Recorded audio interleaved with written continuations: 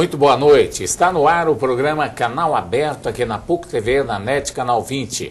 Nós vamos debater, como sempre, sobre assuntos de interesse da comunidade. Comigo na mesa, Ulisses Aesses. E hoje nós vamos receber aqui o coordenador do Núcleo de Conciliação do TJ Goiás, Dr. Paulo César Alves das Neves. Vamos falar tudo sobre a conciliação que vai acontecer nesta semana aqui em Goiânia. Boa noite, doutor Paulo. É um prazer recebê-lo aqui.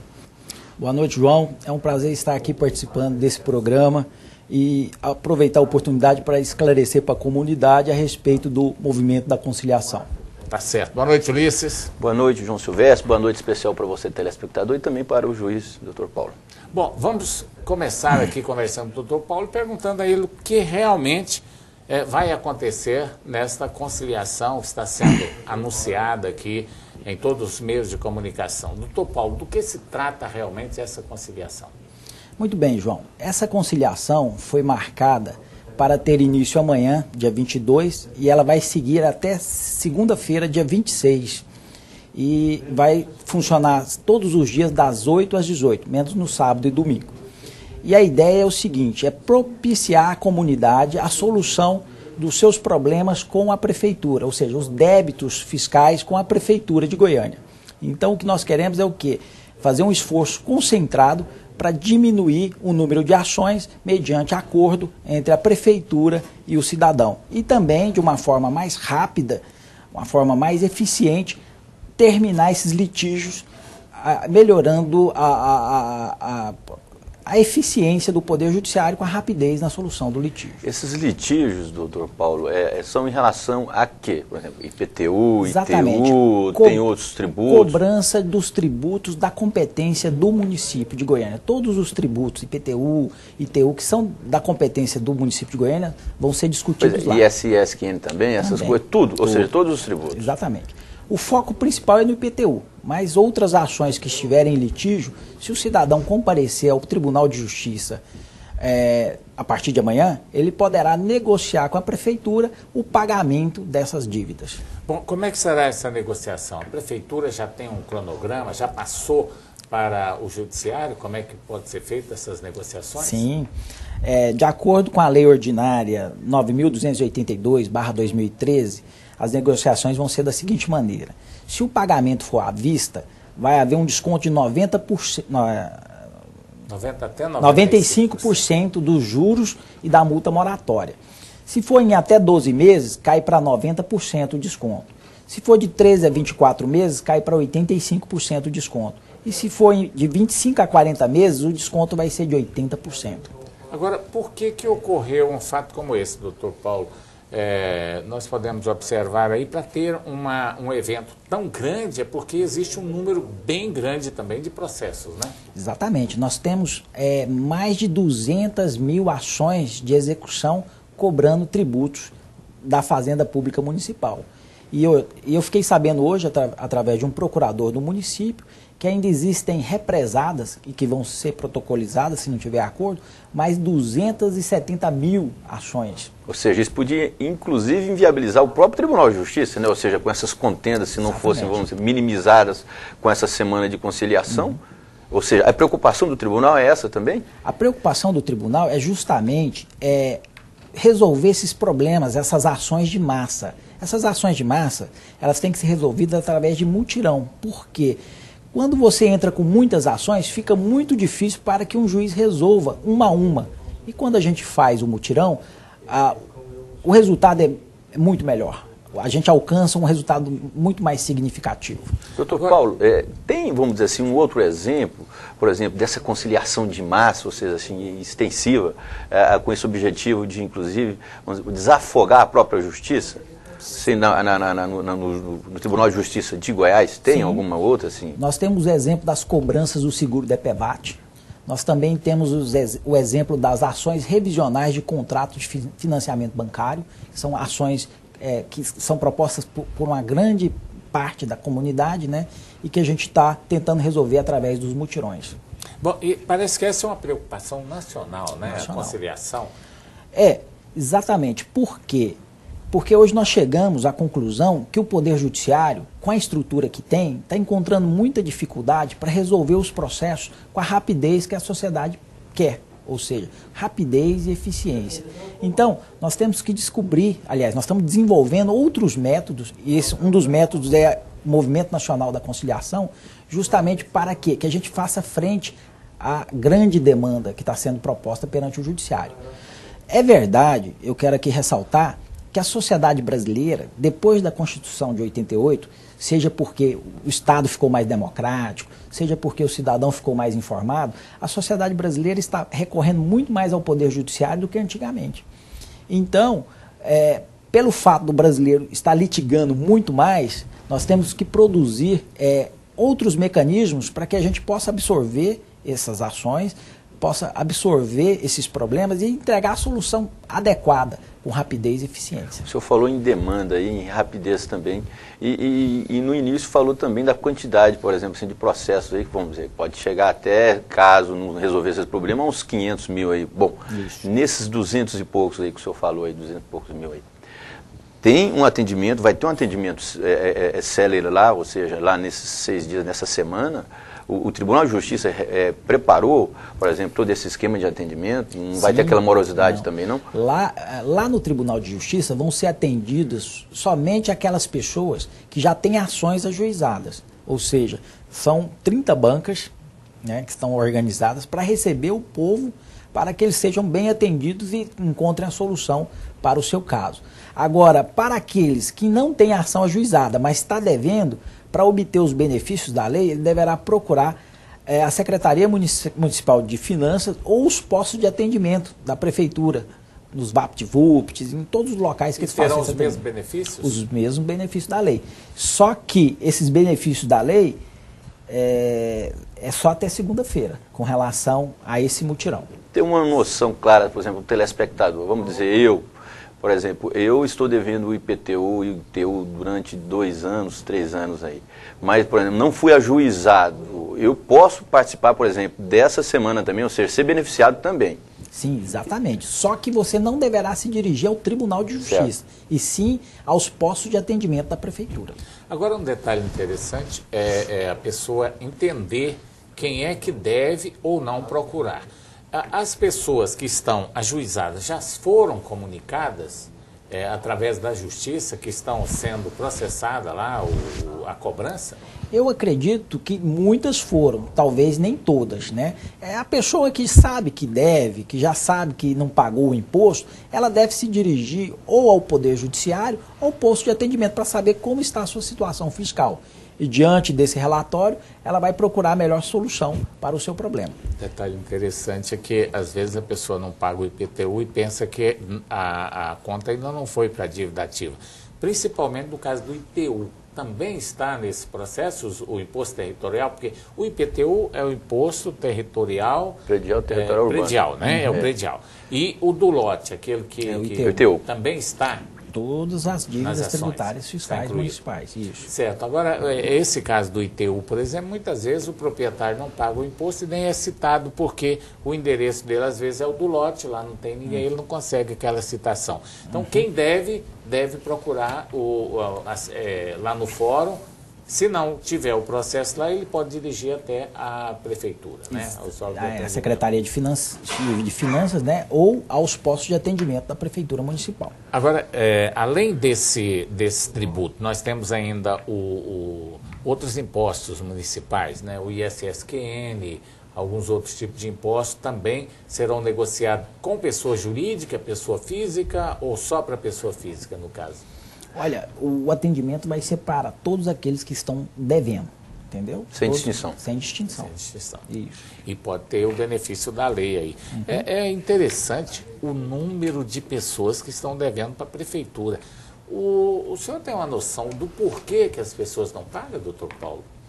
Olha, é uma questão até cultural, né? Muitos não pagam porque eles querem até se beneficiar de alguma ação futura que possibilite o não pagamento ou o pagamento a menor, né? E outros, às vezes, até por uma dificuldade financeira momentânea, né? A gente não sabe, cada caso é um caso. E ocorre, João, telespectador, que geralmente sempre no início de cada governo tem vamos dizer assim, um programa adotado por exemplo, pelo gestor que assume a prefeitura naquele momento, para beneficiar o próprio contribuinte nesse aspecto aí.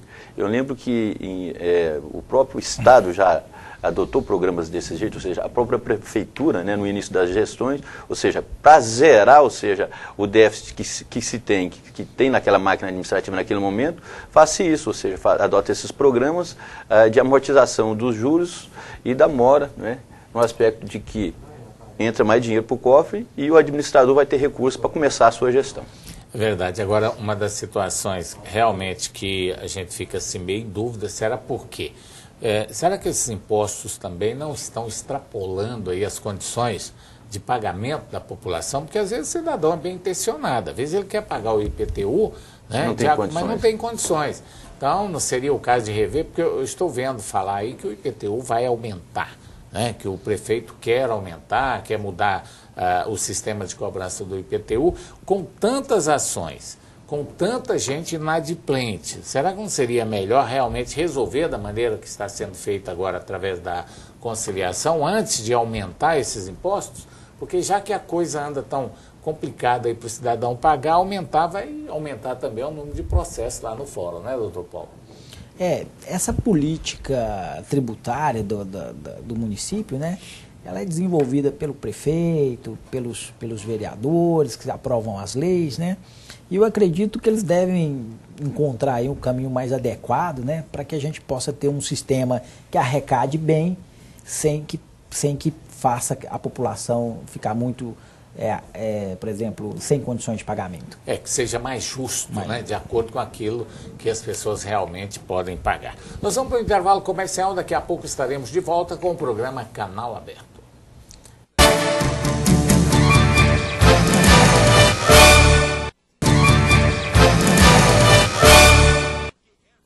Estamos de volta com o programa Canal Aberto aqui na PUC TV, da NET Canal 20. Estamos conversando com o Dr. Paulo César Alves das Neves, ele que é conciliador, né, coordenador do Núcleo de Conciliação do TJ Goiás e que agora também está aí inaugurando novos centros de conciliação por todo o estado de Goiás, né, doutor Paulo? Explica pra gente aí como é que vai funcionar esses novos centros de conciliação. É verdade, João.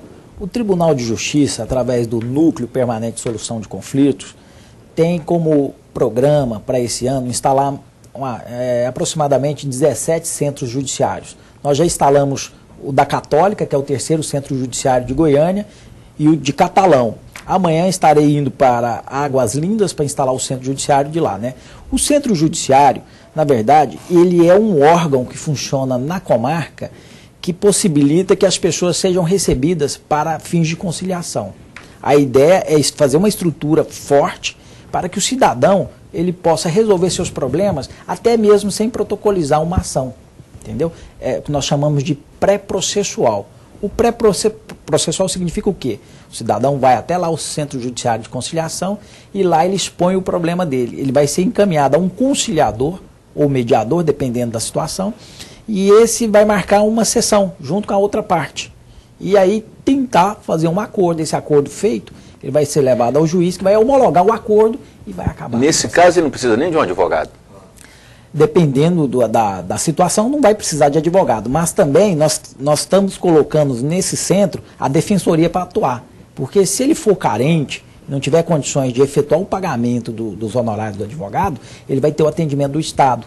Porque o que nós precisamos é de uma estrutura que atenda toda a população, tendo ela ou não recursos. Principalmente aqueles que não têm recursos. Interessante sua pergunta, né? E amanhã, para o caso do município aqui, vão precisar de levar algum advogado ou só comparecer o cidadão que está devendo? Amanhã basta comparecer o cidadão que está devendo. Não há necessidade de levar advogado. Por quê?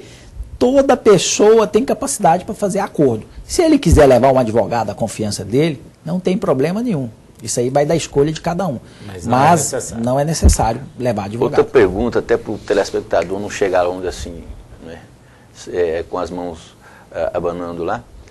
Tem que levar qual documentação somente a RG, o CPF já resolve o problema, ou tem que levar vamos dizer assim, o endereço do lote, ou seja, do imóvel? Qual que é o procedimento nesse aspecto? Ele deve levar os documentos de identificação pessoal, né?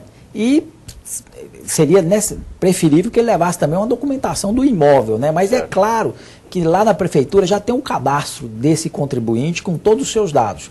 Então ele leva o original dos seus documentos pessoais para que ele possa ser identificado e ali ele vai ter condições de celebrar um acordo. É até interessante porque a identificação é importante. Vai que de repente vai uma outra pessoa lá, tenta negociar, né, e faz um negócio mal feito. Porque o que ficar definido amanhã é definitivo, né? Exato. O que ficar definido amanhã vai ser homologado por sentença e a parte vai ter que cumprir.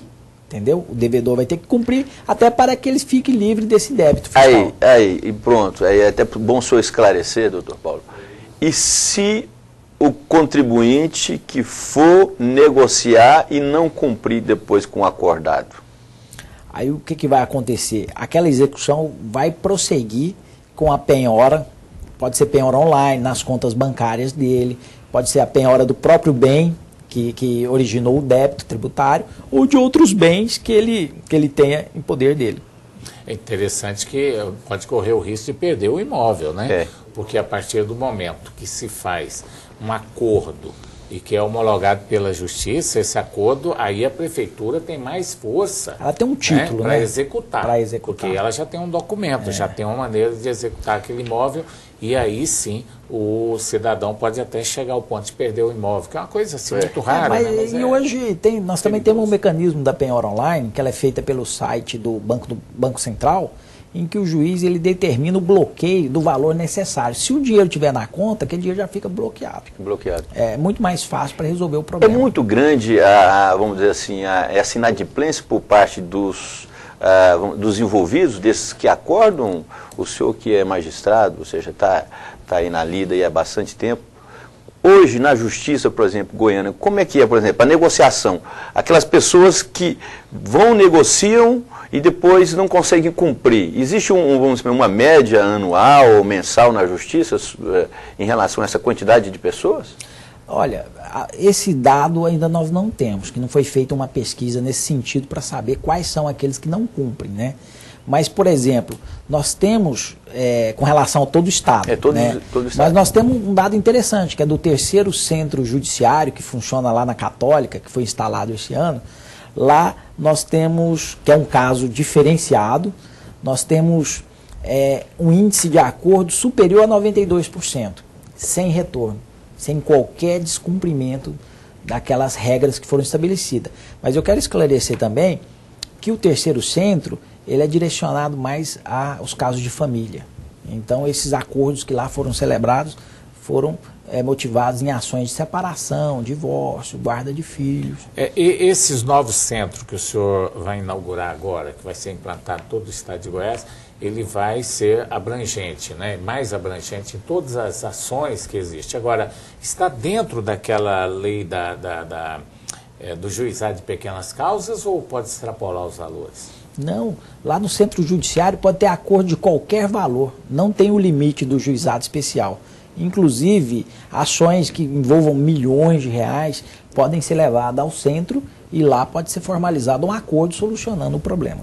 Doutor Paulo, só para assim, ter uma noção, uma curiosidade, assim, qual que é o caso mais curioso que já teve, por exemplo, nessas demandas que o Tribunal de Justiça já demandou? Tem algum caso curioso? Assim?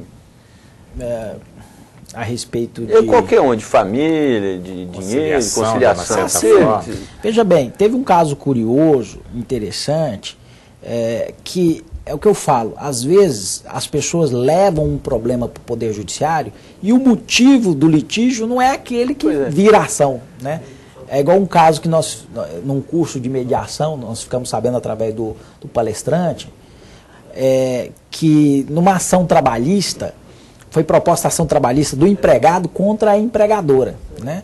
E lá não dava acordo, não tinha jeito, não avançava, né? E o juiz ficou preocupado com a situação, porque viu que a litigiosidade estava muito grande, né? Aí ele começou a conversar separadamente com uma das partes, cada uma das partes, né? Aí ele descobriu que, na verdade, o empregado entrou com aquela ação porque a empregadora não queria casar com ele. Ué. Então, aí eles tinham essa relação de empregado e empregadora, mas eles tinham uma relação afetiva, entendeu? E ela não queria casar com ele porque ele bebia muito. E ela teve uma experiência ruim com o primeiro casamento, que o marido era alcoólatra, então ela queria casar com ele, mas ele tinha que parar de beber, entendeu? Então, evoluiu para uma ação trabalhista, sendo que o resultado, aliás, o motivo mesmo era outro. Você acha, por exemplo, que há excesso desses casos na justiça brasileira hoje? Esses excessos, por exemplo, se houver, de fato prejudicam o andamento da justiça, ou você acha que não? Não, são coisas pequenas, pontuais? Com certeza. Existem excessos em pedidos de indenizações. Tem gente que qualquer problema, qualquer dissabor, já entra com uma ação de indenização, objetivando um lucro imediato, né? Eu tive um caso que eu julguei, que a pessoa entrou com uma ação contra um banco, porque ela queria uma indenização de 50 mil reais, isso aí uns 10 anos atrás, né? E ela na verdade, ela queria ser indenizada porque o caixa falou para ela que naquele momento não tinha como compensar o cheque dela, porque o sistema estava fora do ar. Então ela falou que se sentiu humilhada, ultrajada por uma situação dessa. Veja bem, ninguém falou que ela era má pagadora, ninguém falou que o cheque era sem fundos, ninguém dirigiu nenhuma palavra ofensiva a ela. Isso foi apurado dentro do processo, né? E, no entanto, ela falou que não, que ela se sentiu humilhada porque o cheque não foi compensado naquele momento. Então, quer dizer, existem casos e casos, né? E alguns, eles não são amparados pela legislação. Mas aí o cidadão vai na justiça, pede assistência judiciária, porque se ele perder não vai pagar custas nem honorários, né? E vai litigando. Agora, um dos casos que tem chamado muita atenção aqui no nosso estado, principalmente, é as compras mal feitas, né? Principalmente aquelas do automóvel. O doutor Paulo, que trabalha nessa área, sabe muito bem que quando uma pessoa vai a uma concessionária, uma garagem qualquer, chega lá no intuito de comprar um veículo, muitas vezes ele olha só a chamada parcelinha, né?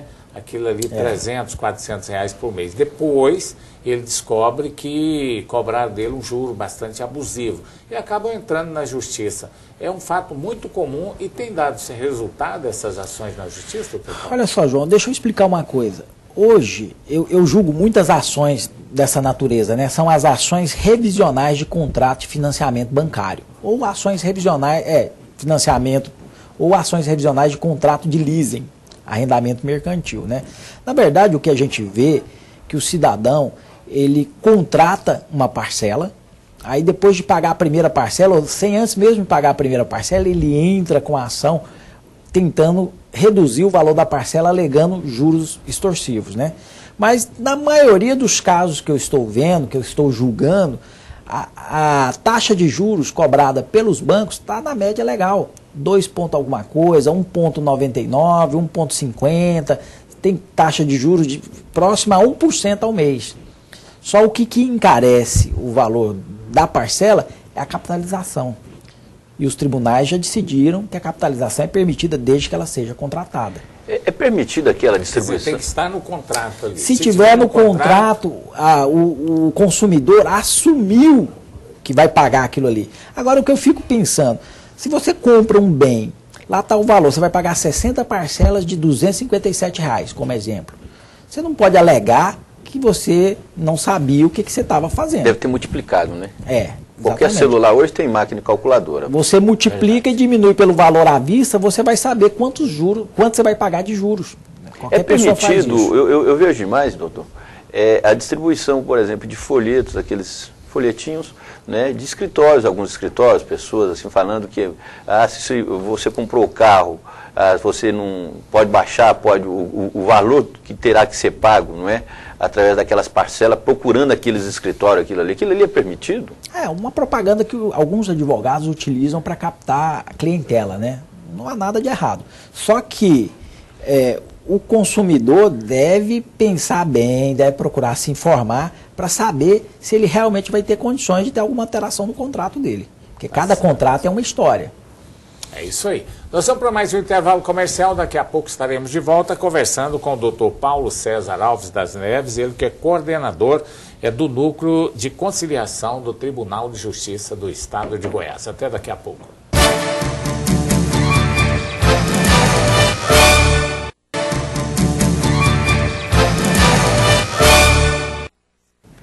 Nós estamos de volta com o programa Canal Aberto aqui na PUC TV e na NET Canal 20. Lembrando que os nossos programas podem ser acessados através do YouTube e também do Google. É só você digitar lá Ulisses A.S. ou João Silvestre da Silva ou Canal Aberto, que você vai ter acesso aí aos programas já gravados, né, que nós já colocamos lá no YouTube, no Facebook, né, o pessoal pode acompanhar o nosso programa. Bom, nós estamos conversando com o coordenador de Núcleo de Conciliação do Tribunal de Justiça do Estado de Goiás.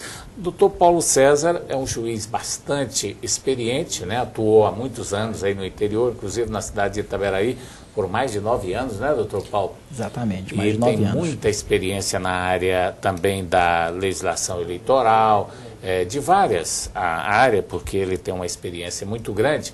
E nós vamos conversar com ele agora um pouquinho fora desse assunto da conciliação. Doutor Paulo, nós tivemos aí um movimento, né, da população saiu às ruas protestando, querendo um Brasil melhor. Como é que o senhor viu essas manifestações públicas realizadas aí no Brasil? Eu acredito que toda manifestação pública, desde que não haja excesso, haja baderna, depredação, ela é válida. Eu acredito que o cidadão brasileiro, ele tem, se ele quiser, tem que ter o direito de se manifestar, né? Isso é garantido pela Constituição, é a liberdade de manifestação, né?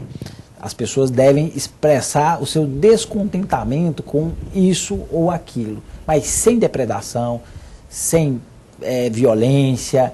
E eu vi que nessas últimas manifestações até violência contra a imprensa ocorreu, destruíram um caminhão de uma emissora de televisão, alguns repórteres foram agredidos, né? Quer dizer, a violência foi disparada para todo lado, né? O senhor não acha, por exemplo, que esse excesso de democratismo também prejudica o país? Não, por exemplo, eu sou um dos que mais defendem, por exemplo, a manifestação, os protestos, até porque eu fui forjado também nessa luta, ou seja, como estudante, não é? Até chegar, por exemplo, a ser profissional, fui estudante, participei de partidos políticos, manifestações, protestos, mas há um certo exagero, às vezes, em relação a essas manifestações, inclusive nas redes sociais. Às vezes as pessoas acusam, denunciam. O senhor não acha que também há esse excesso no Brasil, ele tem que ser contido também, para que o país possa caminhar, ou seja, seguir a sua tendência natural, o seu caminho natural? Eu acredito que esse excesso ele vai ser corrigido com o tempo, porque quando existe o excesso, eles perdem a causa, você perde a razão, entendeu? Tanto é que a tendência é do movimento se enfraquecer com o tempo, em razão dos excessos. Ou você segue uma linha, aproveitando a democracia, utilizando o poder da manifestação para mudar o que você acha que está errado, que você congrega, você agrega mais pessoas, ou você segue o caminho do excesso que não vai dar em nada. É verdade. Agora, o doutor Paulo César viveu um período eleitoral no estado de Goiás, como nós vivemos, né, onde tudo era permitido, o chamado comício, os brindes, as camisetas e uma série de fatores que tinha nas eleições e que a legislação acabou proibindo. Mas o senhor acha que aquelas proibições que aconteceram, ela realmente surtiram efeito? Porque parece que continua ainda o pessoal reclamando muito da maneira com que é praticada as eleições no país. Existem muitas proibições que não são cumpridas, né? Tanto é que a Justiça Eleitoral tem muito trabalho na condução do pleito eleitoral, né? É claro que nós evoluímos muito. Da época que eu comecei, da primeira eleição que eu presidi, né, para cá, do início da década de 90 até 2008, que foi minha última eleição, eu presidi mais de 10 eleições, entre plebiscitos, referendos também, né? Eleições municipais, eleições presidenciais, já enfrentei todo tipo de situação. E, na época, eu sempre falava, olha, a lei eleitoral é para todos, né? Não importa se é de partido A, partido B, nós temos que agir com rigor contra todos.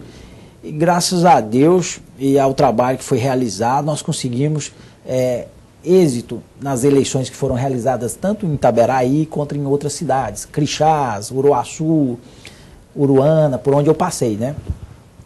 Mas não é fácil, não. Doutor Paulo, o senhor não acha, por exemplo, nós temos um país com excesso de partidos, ou seja, é partido hoje para todo quanto é lado. Mais de 30, né? Fora os que estão em andamento para serem legalizados aí pela Justiça Eleitoral. O senhor não acha, por exemplo, que esse sistema acaba prejudicando, até porque, por exemplo, a Justiça ela não tem quantidade de funcionários suficiente para fazer essa fiscalização, assim, até, vamos dizer, meritória, não é? O senhor não acha, por exemplo, que a forma como esse presidencialismo no Brasil acaba prejudicando também, ou seja, excesso de partido? Tem partido que às vezes o eleitor mal conhece, mas está aí. É aquela coisa... O que ajuda muito a Justiça Eleitoral é justamente a fiscalização dos outros partidos, que realmente a Justiça Eleitoral não conta com um pessoal suficiente para fazer a fiscalização da aplicação das regras. E eu me lembro que o fiscal de um partido A era que fiscalizava o partido B e vice-versa. A fiscalização era recíproca. Mas realmente eu acredito que o excesso de partidos pode enfraquecer o sistema político partidário do nosso país, né? Você pode observar lá nos Estados Unidos, o número de partidos é bem menor, né? E partido mesmo só tem 2, né? É lógico. É verdade, os mais importantes, Exato. né? Agora, é interessante o que o doutor Paulo disse, porque em cada zona eleitoral, em cada sessão eleitoral, existe ali, cada candidato tem 1 ou 2 representantes ali fiscal, com crachá devidamente, e eles ficam muito atentos, né? Eles ficam um fiscalizando o outro. Na rua, chega a sair um grupo atrás do outro candidato para ver se está cometendo algum tipo de excesso. Então, isso é importante dentro da democracia, quer dizer, é um grande auxílio que a legislação tem, que a Justiça Eleitoral tem. Agora, doutor Paulo, é bastante discutido o chamado, a liberação do voto, né? Tirar a obrigatoriedade do voto. Com a sua experiência, o senhor acha que isso aí é válido? Eu acredito que sim. Eu acho que o voto não deveria ser obrigatório, nem imposto ao cidadão. O cidadão tem que, por si só, com a sua consciência, se dirigir ao local e votar, se assim o preferir. Se ele entender que não vai fazer diferença, que não vai ser importante, ele vai ter a opção de escolha, que é um direito de todo cidadão brasileiro. Você tem que optar se você vai ou não. Agora, você vai ser punido porque você não quis ir votar? Mas a lei já é bastante flexível com relação a isso. O eleitor não precisa mais votar, ele basta justificar. Não, né? Tudo bem, mas é uma obrigação. É uma obrigação justificar. Mas você só justifica, né, se você não estiver no local de votação. É verdade. Por exemplo, você vota em Goiânia. Aí, para você não ser penalizado, você tem que justificar numa comarca vizinha, ou viajar para uma cidade do interior. Se você estiver aqui, a não ser que você esteja doente, acamado, apareça alguma impossibilidade que justifique realmente o fato de você não ter ido votar. É verdade. Até porque também a multa para não votar é muito barata, né? É muito pequena. É muito pequena, praticamente irrisória, né? Essa circunstância e essa situação. Bom, nós estamos apresentando o programa Canal Aberto e hoje nós estamos conversando com o doutor Paulo César, ele é coordenador do Núcleo de Conciliação do TJ Goiás. Nós falávamos da implantação dos centros, né, que vão ser implantados. Ao todo, serão quantos centros, doutor Paulo? Nesse ano, nós temos aí um projeto de instalar mais de 17 centros judiciários nas principais cidades do estado. Esses serão permanentes ou é só temporário? Exatamente, são centros permanentes para a solução de conflitos. Nós vamos instalar agora em Águas Lindas, depois Lusiânia, Jataí, Rio Verde e assim por diante. Pois é, mas aí como que fica aquele juizado de pequenas causas? Deixa de existir, passa a ser o centro de conciliação? Não. Ou vão continuar os exatamente. O centro, ele pode tanto receber ações que passam na justiça comum quanto no juizado. E pode também receber ações que nem tem ações, aliás, receber casos que nem tem ações ainda, que é o pré-processual. Então o centro judiciário, ele vai ser destinado, instalado, estruturado para conciliar casos de família, do juizado especial, da justiça comum e de outras pessoas que ali procurem. E tem juiz suficiente para isso ou vai utilizar o mesmo juiz ali da comarca? É o mesmo juiz da comarca. O juiz, para cada centro, nós nomeamos um juiz coordenador e um coordenador adjunto.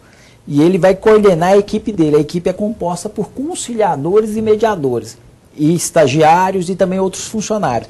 Então o centro, ele vai funcionar como se fosse uma vara judicial.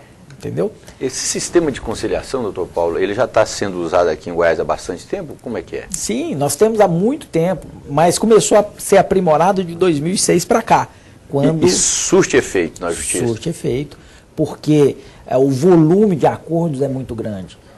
Nós chegamos a atingir aí mais de 65% dos acordos, entendeu? O senhor acha, por exemplo, que isso aí, vamos dizer, em tempo, teríamos poupado aí uns 10 anos em relação à justiça se ela estivesse julgando outros processos, ou seja, se não tivesse passado pelo sistema de conciliação? Eu acredito que nós conseguimos otimizar e diminuir, talvez não 10 anos, mas uma quantidade de anos aí superior a 4, 5 anos. Isso é bom, então. Um detalhe interessante é o seguinte, quando se fala em conciliação, fala-se em processos, né? Processo já existente. Mas se duas pessoas por exemplo, quiser divorciar, os dois chegar lá no centro de conciliação, os dois de maior e tudo, pode fazer ali os dois sem advogado, sem nenhum gasto, só com a intenção de separação? É o seguinte, se ele for lá no centro para ser recebido, né, se ele não tiver condição de pagar as custas do processo, vai ter um advogado que vai fazer a defensoria dele. Então, esse casal vai formalizar um acordo, esse acordo vai ser homologado pelo juiz e eles vão estar divorciados. Agora, se o casal tiver condições de efetuar o pagamento de custas, não for uma pessoa carente, aliás, não for o casal carente, eles vão ter que ir acompanhados de um advogado. O senhor falou da Defensoria Pública, A Defensoria Pública em Goiás hoje, ela é suficiente? Nós temos uma boa defensoria ou nós ainda estamos assim numa realidade assim aquém do que deveríamos ter? Não, nós estamos numa realidade aquém do que deveria ser. Na verdade, quando eu falo em Defensoria Pública, normalmente eu falo ali dos advogados que trabalham pela assistência judiciária.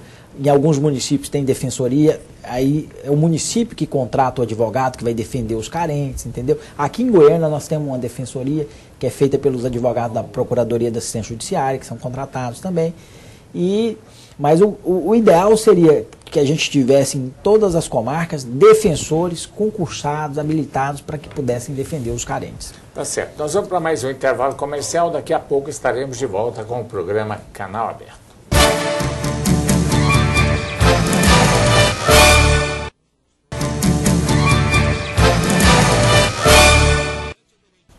Estamos de volta com o programa Canal Aberto aqui na PUC TV, na NET Canal 20 e também pela internet. Dr. Paulo César Alves das Neves. Nós estamos falando aqui sobre conciliação, né?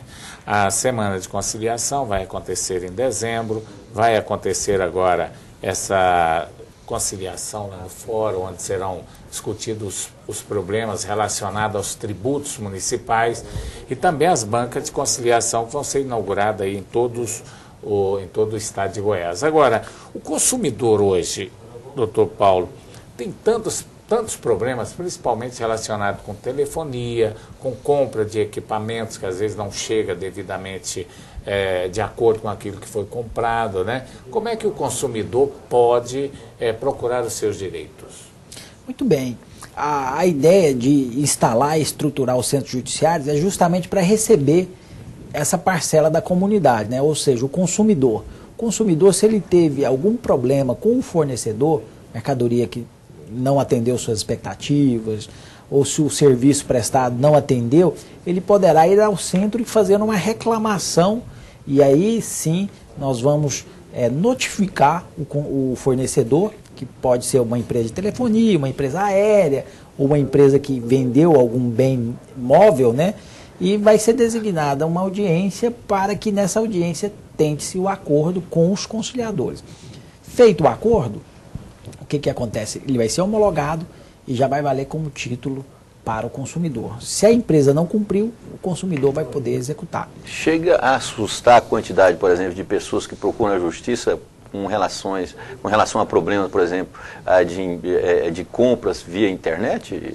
Não. Isso já afeta o problema da justiça, não? Eu acredito que tem uma quantidade razoável de ações assim, mas não é muito grande não, sabe?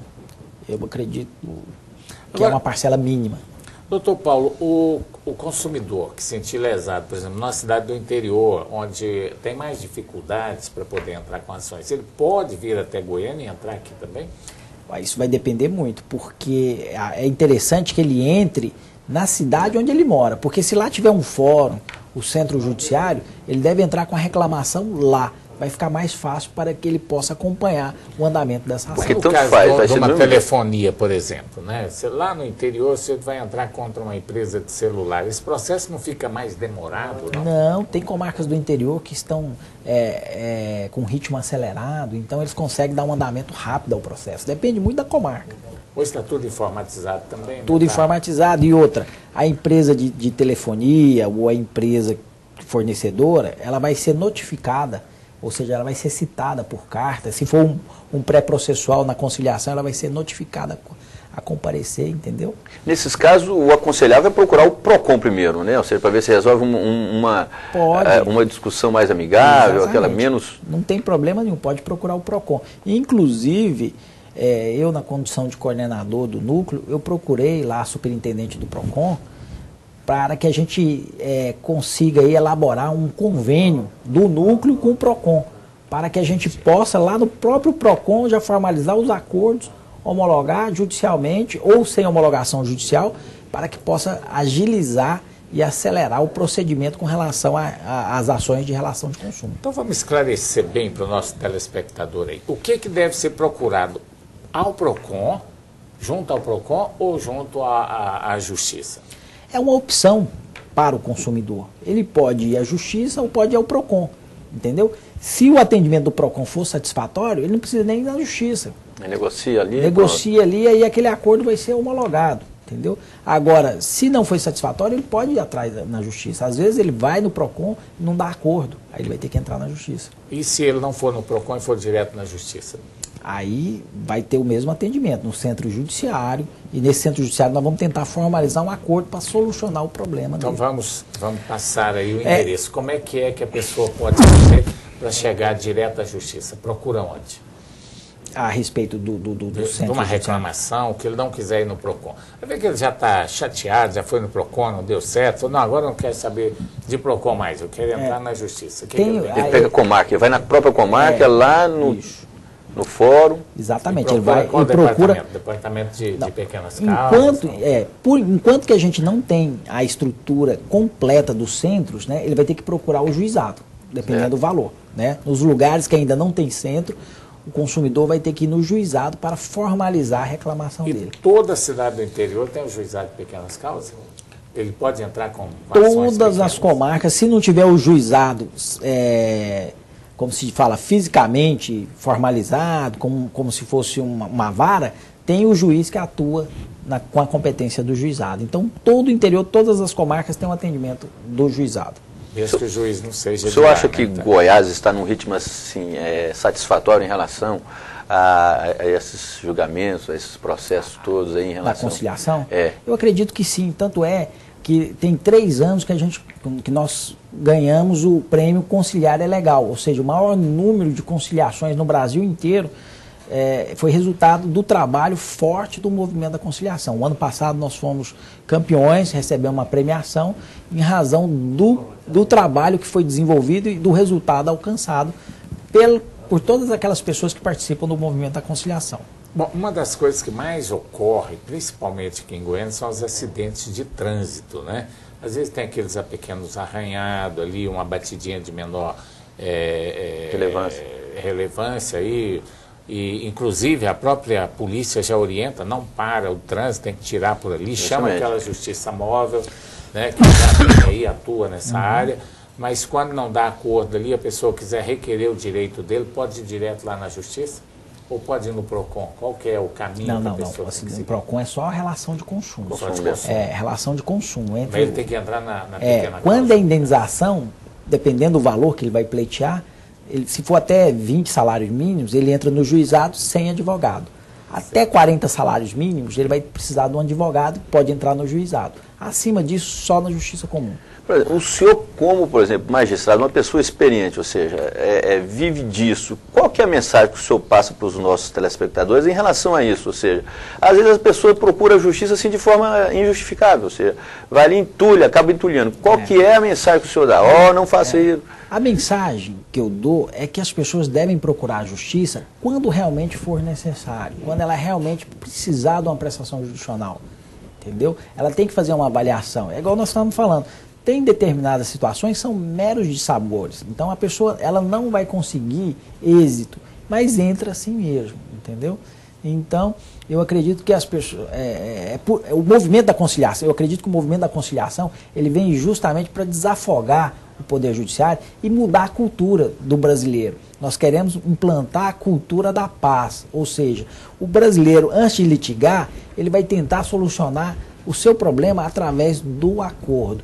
E para fomentar e para estruturar a cultura da paz, nós vamos ter que mudar a mentalidade do profissional do direito, do juiz, do advogado, do estudante de direito, para que a gente não pense na ação como um litígio, uma briga, uma luta, e sim uma oportunidade para você solucionar o problema de forma amigável. E normalmente quando se faz um acordo dá um aperto de mão, né? É lógico. O que é ali fechou o acordo, fecha a paz também. Parece que ali a briga sela, acaba, né, a paz. E aí as coisas começam a andar diferente. Exatamente. Com o pensamento moderno que nós estamos tentando desenvolver, aliás, estamos desenvolvendo, no centro judiciário nós vamos formar equipes multiprofissionais para que a gente aumente a nossa capacidade de acordo.